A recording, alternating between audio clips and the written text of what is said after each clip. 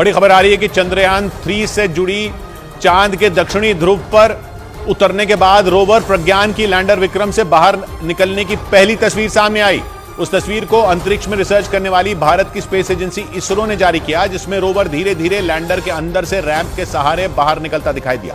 इसरो ने यह भी जानकारी दी कि लैंडर से बाहर निकलने के बाद रोवर न सिर्फ सुरक्षित है बल्कि वो सामान्य तरीके से काम भी कर रहा है। मतलब रोवर प्रज्ञान चांद की सतह पर उतरकर रिसर्च करने में भी जुट गया और इसी वजह से वैज्ञानिक ये दावा कर रहे हैं कि जल्द ही रोवर से चांद की सतह से जुड़ी जानकारियां भी इसरो तक पहुंचने लगेंगी।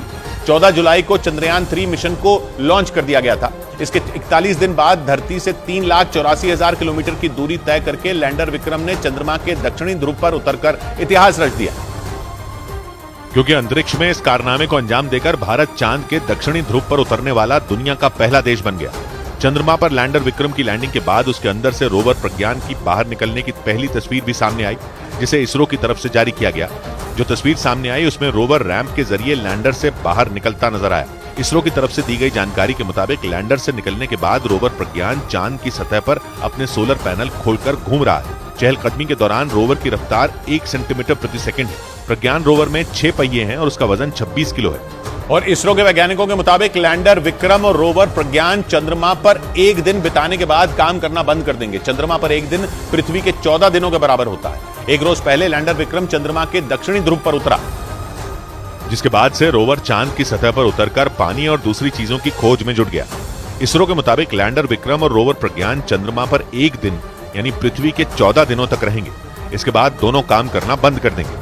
मतलब रोवर और लैंडर से इसरो को 14 दिनों तक ही जानकारी मिलेगी, क्योंकि 14 दिन के बाद चांद पर रात हो जाएगी और सूरज की रोशनी के बिना लैंडर और रोवर काम करना बंद कर देंगे।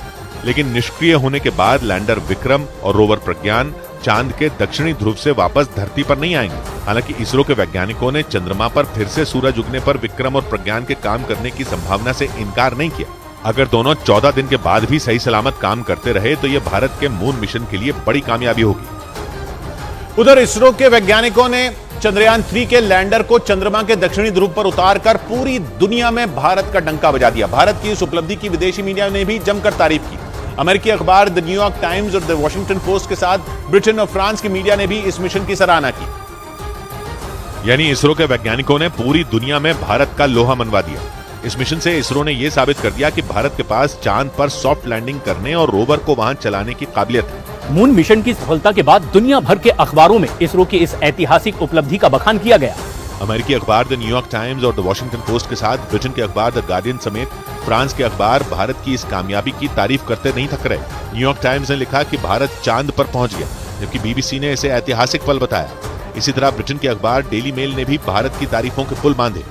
फ्रांस के मीडिया ने भी भारत की इस उपलब्धि की जमकर तारीफ की। इस बीच भारत के चंद्रयान 3 मिशन की सफलता पर दुनिया के कई देशों ने भारत को बधाई दी। चांद के दक्षिणी ध्रुव पर पहली बार पहुंचकर इतिहास रचने पर उन देशों ने भारत की जमकर तारीफ की, जिनमें अमेरिका और रूस जैसे देश भी शामिल हैं। रूस के राष्ट्रपति पुतिन ने चंद्रयान 3 मिशन के सफल होने पर भारत को बधाई दी। उन्होंने इसे विज्ञान के क्षेत्र में भारत की सबसे ऊंची छलांग बताया।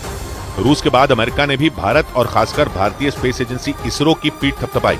और अमेरिका ने उम्मीद जताई कि भारत और अमेरिका की अंतरिक्ष एजेंसियां मिलकर ब्रह्मांड के कई रहस्यों से पर्दा उठा सकती हैं। इजराइल ने भी भारत की जमकर तारीफ की। उसने बधाई संदेश में ये लिखा कि चांद पहले कभी भी इतना सुंदर नहीं दिखा जितना भारत के वहां पहुंचने पर दिख रहा है। इसी तरह सर्च इंजन गूगल के सीईओ सुंदर पिचाई और दुनिया के सबसे अमीर आदमी एलॉन मस्क ने भी दक्षिणी ध्रुव पर पहली बार पहुंचने के भारत के मिशन को ऐतिहासिक बताया।